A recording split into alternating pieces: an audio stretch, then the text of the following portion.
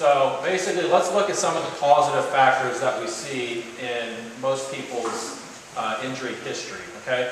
There's two things we want to look at because a lot of people only look at their training and they don't consider what they do the rest of the day. A lot of times what you do the rest of the day plays a major role in preventing or creating some of these injuries, okay? So, you know, how many people in here are on their feet a lot during the day?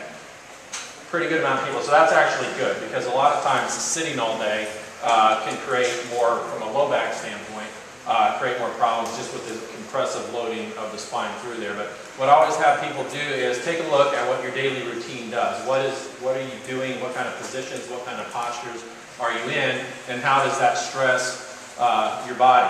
Okay, so obviously we just kind of talked about sitting on the spine. So when you sit down, we'll just kind of go over some of this. What you're doing is you're basically taking your lumbar curve, that lordosis that we all know that when you're trying to squat or deadlift and that you're trying to maintain that. If you don't have support, when you sit down, you're compressing the spine, you're loading the spine, that curve drops out, and so what happens is the longer you sit, the more of those fibers around the disc are being put under a stretch and under a load, and those tissues over time, and we'll get onto that on the next slide, have what we call a viscoelastic property, which means you hold them under a certain position for a while, they're going to gradually adapt and conform to that.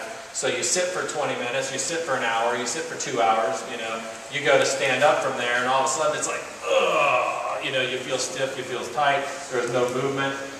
Those tissues don't just stretch back like a rubber band. So the other aspect is that you sit, not only are you loading the spine, but you're shortening your hip flexors and you're shortening your hamstrings through there. So you're going to get prone to get tension and tightness in those muscles. So you can see that you think, oh, well, let me make sure my training program is good, but then you're sitting for 8 hours a day in these positions, which are already going to then tighten up muscles, which could contribute to creating problems when you get into the gym. So